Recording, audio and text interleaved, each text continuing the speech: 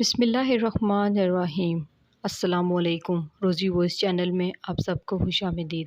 آج میں آپ کے لیے ایک بہت ہی اچھی اور دلچسپ کہانی لے کر آئی ہوں۔ کہانی شروع کرنے سے پہلے آپ سب سے گزارش ہے کہ آپ نے اگر ابھی تک میرے چینل کو سبسکرائب نہیں کیا تو میرے چینل کو سبسکرائب کیجیے، ساتھ جو بیل آئیکن ہے اس کو بھی کلک کیجیے تاکہ ہر نئی آنے والی ویڈیو آپ تک آسانی سے پہنچ سکے۔ ان دنوں اماں میرا رشتہ ڈھونڈ رہی تھی کیونکہ میرے بھائی بھی نہیں تھے، میں اکیلی ہی بہن تھی۔ اماں کہہ رہی تھی، کون تیرا جہیز بنائے گا اور کون سر پر کھڑے ہو کر رخصت کرے گا؟ تو فی الحال لاوارث ہے، یہی سمجھ لے۔ تو زیادہ نخرے کرنے کی ضرورت نہیں ہے، جو رشتہ آئے گا قبول کر لینا چپ چاپ۔ مگر میں کیسے رشتہ قبول کرتی؟ رشتہ تو میرا آ ہی نہیں رہا تھا، اور اسی وجہ سے میں جتنی پریشان تھی اس پر پریشانی کا اندازہ کوئی لگا ہی نہیں سکتا۔ یہ صرف میرے اللہ کو پتا ہے کہ میرا دل کس قدر ٹوٹا ہوا تھا۔ میں اماں پر ایک قسم کا بوجھ بن کر رہ گئی تھی۔ میں نے سوچ لیا تھا کہ اب اماں کسی اندھے کانے سے بھی میری شادی کا کہیں تو میں کوئی اعتراض نہیں کروں گی۔ زندگی کے دن یوں ہی بیت رہے تھے۔ اماں نے کچھ رشتے والیوں سے بھی کہہ رکھا تھا، مگر ابھی تک میرا رشتہ نہیں ملا تھا۔ اماں نے فی الحال عارضی طور پر یہ کوشش بند کر دی تھی۔ میں نے زندگی میں اس سے زیادہ پریشانی اور مایوسی اماں کے چہرے پر آج تک نہیں دیکھی تھی جتنی اب دیکھ رہی تھی۔ بہرحال میں بھی دعائیں کر رہی تھی اور اماں بھی۔ پھر ایک دن اماں گھر آئی تو اکیلی نہیں تھی، ان کے ساتھ ایک لڑکا بھی تھا۔ لڑکا بڑا ہی خوبصورت مہذب قسم کا انسان تھا۔ اسے دیکھ کر میں نے سوچا کہ واقعی اچھے انسان بھی ہو سکتے ہیں۔ میں نے اسے اور کوئی بات نہیں کی تھی، بس میری آنکھیں چار ہوئی۔ مجھے لگا جیسے میں پہلے ہی نظر میں اسے پسند آ گئی ہوں۔ یہ میری کوئی خوش فہمی نہیں تھی، بلکہ میں نے واقعی اس کی آنکھوں میں اپنے لیے جلتے ستارے دیکھے تھے۔ مجھے لگا میں اسے پسند آئی ہوں اور وہ ضرور پیچھے مڑ کر دیکھے گا۔ ایسا ہی ہوا۔ میں دروازہ بند کرنے گئی تو گلی سے اس نے پیچھے مڑ کر میری طرف دیکھا۔ اسے میرا چہرہ لگتا تھا کہ اچھا لگ گیا ہے۔ وہ مجھے دیکھ کر مسکرایا بھی تھا۔ میں نے کوئی جواب اس کی مسکراہٹ کا نہیں دیا۔ اندر آ کر میں نے اماں کو بھی یہ بات بتائی تو اماں بولی، مجھے اس طرح بھی کوئی رشتہ مل جائے تو اعتراض نہیں ہے بیٹی۔ اچھا انسان کہیں سے بھی ملے، بس اس کا ہاتھ تھام لینا چاہیے۔ اماں کی باتوں نے مجھے بھی حوصلہ دیا۔ میں نے بھی اس بات کو زیادہ غلط نہیں سمجھا۔ پھر میں نے اور اماں نے سوچا بھی نہیں تھا۔ وہ ہو گیا اگلے ہی دن اس کی گاڑی ہمارے غریب خانے کے باہر کھڑی تھی۔ اس نے گھر کے دروازے پر دستک دی تھی۔ میں نے دروازہ کھولا، وہی لڑکا ایک بڑی سی عورت کے ساتھ باہر کھڑا تھا۔ اماں نے اسے اندر لایا۔ ہم نے اتفاقاً گھر بھی صاف کر رکھا تھا۔ لڑکا ہمارے گھر میں بیٹھا ہی بڑا خوش ہوا اور باتیں کرنے لگا۔ مجھے اس وقت اندازہ نہیں تھا کہ یہ ایسی بات کرے گا، سو میں بھی کمرے میں ہی بیٹھی تھی۔ اس کے ساتھ آئی عورت میرے ساتھ باتیں کرنے لگی۔ میں نے کہا، آپ لوگ یہاں کیسے آئے، کس مقصد سے آئے ہیں؟ بلکہ یہ بات اماں نے پوچھی تھی۔ انہوں نے کہا کہ دیکھیے جی، ہمارے اور کوئی جان پہچان تو ہے نہیں، یہ بات آپ کو بھی معلوم ہے، بس کل ہمیں آپ کی بیٹی اچھی لگی، ہم اس کا ہاتھ مانگنے آ گئے ہیں۔ یہ سن کر اماں مصنوعی پریشانی سے بولی، لیکن میں آپ لوگوں کو نہیں جانتی ہوں۔ اب میں اپنی بیٹی کے لیے رشتہ تو ڈھونڈ رہی ہوں، پر ایسے بھی کیا معلوم کر سکتی ہوں کہ آپ لوگوں کا حسب نسب کیا ہے۔ اماں سے وہ لوگ مختلف باتیں کر کے انہیں مطمئن کرتے رہے۔ ان لوگوں نے اماں کو ہر طرح کی تسلی دی تھی، تب جا کر اماں اس رشتے کے لیے مان گئی۔ میں بھی خوش تھی کیونکہ مجھے نوجوان شکل سے بہت ہی پسند آیا تھا۔ اس کی صورت بہت حسین تھی، اسے دیکھو تو بھوک مٹ جاتی تھی۔ بہرحال میری شادی اس لڑکے سے ہونا طے پا گئی۔ میں اتنی خوش کہ بتا ہی نہیں سکتی۔ بیٹھے بٹھائے مجھے ایک شہزادہ مل رہا تھا، اور وہ بھی ایک ایسے گھر میں جہاں پر کوئی بھی نہیں تھا۔ اماں نے معلوم کر لیا تھا کہ یہ عورت حواس جو اس کے ساتھ آئی تھی وہ صرف اس کی ذمہ داری تھی اور محلے کی ایک معقول عورت تھی، کہہ لے کہ ایک بڑے اسکول میں پرنسپل تھی۔ اس عورت کی بات محلے والوں کے لیے پتھر پر لکیر ہوتی تھی۔ یہ عورت بڑی ہی کم گو تھی، مگر نہ جانے کیسے اس لڑکے کا سہارا بنی ہوئی تھی۔ کہنے لگی اماں سے، اس کے ماں باپ اور بہن بھائی تو نہیں ہیں، لیکن میں اس کی گارنٹی دیتی ہوں، آپ مجھ سے ہر طرح کی تفتیش کر سکتی ہیں۔ اگر میں ایک شخص کی ذمہ داری لے رہی ہوں تو یعنی مجھے اس پر بھروسہ ہے۔ البتہ اس کے کچھ راز ہیں جو میں آپ کو ابھی نہیں بتا سکتی، لیکن یقین سے کہتی ہوں، قسم کھا کر کہتی ہوں کہ ان رازوں سے آپ کا کوئی تعلق واسطہ نہیں ہے، نہ آپ کی بیٹی کو کوئی نقصان ہوگا۔ آپ اپنی بچی کی شادی اس شخص کر دیں، انتہائی معقول انسان ہے، آپ کو کوئی دکھ نہیں دے گا۔ اماں ان کی باتوں سے بڑی متاثر ہوئی تھی کیونکہ پرنسپل صاحبہ ایک پڑھی لکھی ادھیر عمر عورت تھی۔ اس عمر میں جا کر وہ جھوٹ بولتی ہی کیوں اور کس کے لیے بولتی؟ یہ تو ایک اجنبی شخص تھا۔ تو اماں نے سوچا کہ اچھا ہی ہوگا۔ یوں میری شادی نعمان سے کر دی گئی۔ نعمان کے گھر جاتے ہوئے اماں نے مجھ سے یہی کہا، دیکھو بیٹی، نہ ہی تمہاری ساس ہے اور نہ ہی نند، ایک دیور ہے، اس کی اچھی سے خدمت کرنا، ایسا نہ ہو کہ تم اپنے شوہر سے لڑنے جھگڑنے بیٹھ جاؤ۔ میں نے تم سے ساری زندگی کام نہیں کروایا، پر تم نے شوہر کے گھر جا کر خوب کام کرنا ہے، اسے خوش رکھنا ہے۔ میں نے اماں سے کہا کہ آپ فکر نہ کریں، میں نے آپ کی باتیں گھڑا باندھ لی ہیں۔ میں شادی ہو کر نعمان کے گھر آ گئی۔ نعمان نے بھی شادی کی رات مجھ سے یہی بات کی، دیکھو ثنا، میرے گھر میں تمہیں کوئی نقصان، کوئی تکلیف، کوئی بدمزگی دیکھنے کو نہیں ملے گی، لیکن دیکھو میں تمہارا اتنا خیال رکھوں گا، بدلے میں تم میرے چھوٹے بھائی کا خیال رکھنا، وہ بیچارہ 14 سال کا ہے، تم اس کا دل رکھو گی تو ساری زندگی تمہاری خدمت کرے گا۔ کیوں، کیا وہ شادی نہیں کرے گا؟ آپ کی طرح کسی لڑکی کو پھانس کر اسے اپنے گھر بیاہ کر نہیں لائے گا؟ میں نے شرارت سے پوچھا تو وہ ہنس پڑے، ارے بھائی بس میں اس کی نہیں کروں گا، وہ میری اولاد بن کر رہے گا، میں تو سوچ بھی نہیں سکتا وہ مجھ سے الگ ہو۔ اپنے شوہر کی اس بات پر اور اپنے چھوٹے بھائی سے بے انتہا پیار پر میں شک میں پڑ گئی تھی۔ شادی کرنا تو ہر ایک کا بنیادی حق ہے، آپ اسے روک نہیں سکتے۔ میں نے دھیمی سی آواز میں کہا، بس جو میں جانتا ہوں وہ تم نہیں جانتی، بس تم میرے بھائی کا خیال رکھنا۔ میں نے اس بات میں سر ہلا دیا، اور اس کے علاوہ اور کوئی چارہ بھی نہیں تھا۔ میں چاہتی تھی کہ میرا شوہر مجھ سے کبھی ناراض نہ ہو، اس لیے میں نے ان سے زیادہ بحث نہیں کی۔ شادی کی صبح میں نے اپنے لیے ناشتہ بنایا۔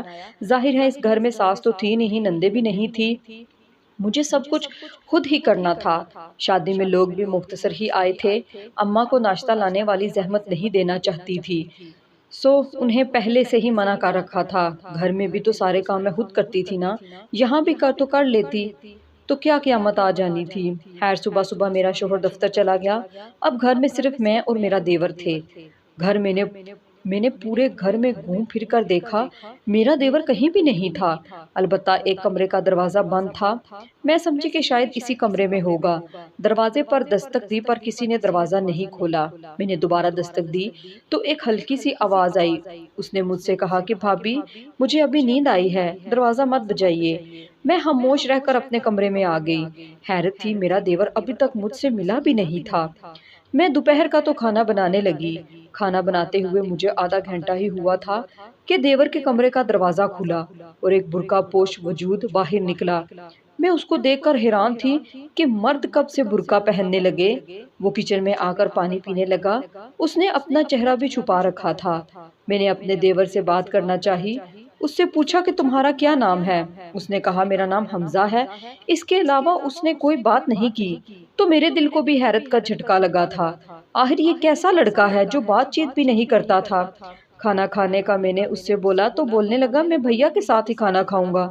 میں حیران تھی، بھیا نہ ہو گئے اس کی ماں ہو گئی۔ دل ہی دل میں سوچا کھانا بنانے لگی ہوں۔ دوپہر کا وقت آیا تو وہ خود ہی کچن میں آ گیا۔ بھابی بھیا کے لیے کھانا ٹفن میں ڈال دیں، میں لے کر ان کے دفتر جاؤں گا اور وہیں بیٹھ کر میں بھی ان کے ساتھ کھانا کھا لوں گا۔ میں نے کہا ٹھیک ہے۔ میں نے اس کو ٹفن پیک کر کے دے دیا اور وہ دروازے سے باہر چلا گیا۔ میں دروازہ بند کرنے آئی تو دیکھا دیور نے جو برقع اوڑھ رکھا تھا وہ وہیں دروازے پر پڑا ہوا تھا۔ اسے دیکھ کر مجھے حیرت ہوئی، کیا باہر برقع پہن کر نہیں جاتا، صرف میرے سامنے برقع پہننے کی اداکاری، ایسا کیوں؟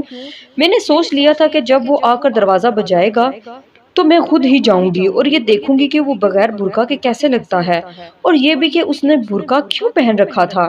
مگر تھوڑی دیر کے بعد وہ خود ہی گھر کے اندر آ گیا ہے، شاید اس کے پاس دروازے کی چابی تھی، اس نے ایک بار پھر برقع پہنا ہوا تھا۔ میں نے اسے اپنے پاس بلایا، حمزہ میری بات سنو، ادھر آؤ۔ میری بات سننے کی دیر تھی کہ وہ واپس اپنے کمرے میں چلا گیا، اپنا برقع گھسیٹتا ہوا۔ مجھے سخت حیرت ہوئی تھی کہ آخر ایسا کیوں کرتا ہے یہ۔ اب میں نے ٹھان لی تھی کہ اپنے دیور کو بنا برقعے کر دیکھ ہی رہوں گی، اندازہ لگاؤں گی کہ آخر وہ مجھ سے اتنا پردہ کیوں کرتا ہے۔ میں نے کمرے کا دروازہ اس طرح سے رکھا ہوا تھا وہ ہر وقت بند ہی رہتا تھا، لیکن اب میں نے اپنی نظریں باہر لگا رکھی تھی کہ جیسے ہی دیور گزرتا اسے دیکھنے کی کوشش کرتی، پر وہ ہر بار ناکام ہی ہوتی۔ شام کو میرا شوہر آیا، میں نے ان سے بات کرنے کا ذکر کیا تو وہ ہنس کر بولے میرا بھائی ہی اتنا شرارتی ہے، وہ ضرور تم سے شرارت کر رہا ہوگا، ورنہ تم خود ہی سوچو میرا بھائی برقع کیوں پہنے گا، وہ اتنا شرارتی ہے کہ تم سوچ بھی نہیں سکتی۔ یہ کہتے کہتے میرے شوہر نے نظریں چرا لی۔ کیا مطلب ہے آپ کا، کتنا شرارتی ہے؟ میں نے شک کی نظروں سے ان کو دیکھ کر پوچھا۔ میری بات سنو، تم ہر وقت اسی کے بارے میں کیوں سوچتی رہتی ہو؟ میں نے تو سنا تھا کہ لڑکیوں کے پاس سسرال میں ساس نہ ہو تو وہ دنیا کی خوش قسمت ترین لڑکی سمجھتی ہے خود کو۔ تمہارے پاس تو نہ ساس ہے اور نہ ہی نند، پھر تم ہو کہ خوش ہی نہیں ہو رہی۔ شوہر کی اس بات پر مجھے شرمندگی ہوئی۔ میں نے کہا ٹھیک ہے، آئندہ آپ سے آپ کے بھائی کے بارے میں کچھ نہیں پوچھوں گی۔ مگر اگلے ہی دن ایک ایسا واقعہ ہو گیا کہ جس کی وجہ سے میری ان کے بھائی میں دلچسپی اور بڑھ گئی، اور ہوا یوں کہ نعمان کے گھر سے جانے کے بعد ہی کمرے کا دروازہ بند کرنے لگی۔ بیرونی دروازہ بند کرنے کے بعد جیسے ہی میں پلٹی، میں نے دیکھا کہ میرے دیور کے کمرے سے ہنسنے کی آواز آ رہی تھی۔ یہ آواز مجھے بہت عجیب سی لگی۔ میں اس کے قریب جا کر کھڑی ہو گئی۔ میں نے سنا تو وہ واقعی کسی کے ہنس ہنس کر بات کر رہا تھا۔ میں سوچنے لگی کہ آخر اس کمرے میں کون ہو سکتا ہے، یہاں تو میرا دیور اکیلا رہتا ہے۔ میں نے دروازہ کھولنے کی کوشش کی، دروازہ بند تھا۔ میں نے دروازہ بجانا شروع کر دیا۔ بہرحال دروازہ تھوڑی ہی دیر میں کھل گیا، پر آگے والے شخص نے ایک دم چیخ مار کر خود کو ڈھانپ لیا۔ میں حیران تھی کہ یہ کیا تماشا ہے۔ حمزہ کے ساتھ ایک اور وجود موجود تھا، اس نے بھی ویسے ہی کپڑے پہن رکھے تھے اور برقع میرے آتے ہی اوڑھ لیا۔ میں نے حیرانگی سے ان دونوں کو مخاطب کیا، کون ہو تم؟ حمزہ تم کسے گھر لے آئے ہو؟ میرے سوال پر حمزہ نے بڑی منت کی، بولا کہ بھابی آج آپ اسے کچھ نہ کہیں، یہ کل چلا جائے گا، یہ دوست ہے میرا۔ حمزہ کی اس بات پر مجھے بے اختیار ہنسی آ گئی۔ میں واپس کمرے میں آئی تو وقت کافی ہو چکا تھا۔ میں نے سوچ لیا تھا کہ اب میں اپنے شوہر سے اس راز کو معلوم کر کے ہی رہوں گی، کیونکہ یہ تو ہو نہیں سکتا تھا کہ میں اس گھر میں رہوں اور مجھے یہی نہ پتا ہو کہ گھر میں اور کون کون رہتا ہے۔ شام کو میرے شوہر نعمان آئے تو میں نے ان کے سے پوچھا، نعمان آج آپ مجھے بتا ہی دیں کہ کون ہے یہ لڑکا حمزہ؟ اب تو اس نے گھر میں اپنے جیسا ایک اور بھی لے آیا ہے، وہ بھی برقع اوڑے رکھتا ہے۔ کیا میں اتنی بری ہوں کہ مجھے یہ بھی نہیں پتا کہ میرا دیور مجھ سے پردہ کیوں کرتا ہے؟ میری بات سن کر شوہر کو غصہ آ گیا، بولے کہ تمہیں اس سے کیا مسئلہ ہے، تم کیا چاہتی ہو کہ میں اسے گھر سے نکال دوں؟ کہتی ہو تو نکال دیتا ہوں، پر اس کی حقیقت نہیں بتاؤں گا۔ یہ سن کر مجھے اور غصہ آ گیا۔ میں نے کہا نہیں، آپ مجھے اس کی حقیقت بتائیں، بے شک آپ اسے گھر پر ہی رکھیں، مجھے کوئی اعتراض نہیں ہوگا۔ ہوگا تمہیں اعتراض، میں کہہ رہا ہوں نا، میرے شوہر نے سختی سے کہا۔ ایسی کیا بات ہے اس میں کہ مجھے اعتراض ہوگا؟ میں لڑ پڑی۔ چلو ٹھیک ہے، آج تمہیں دکھا دیتا ہوں کہ کون ہے حمزہ۔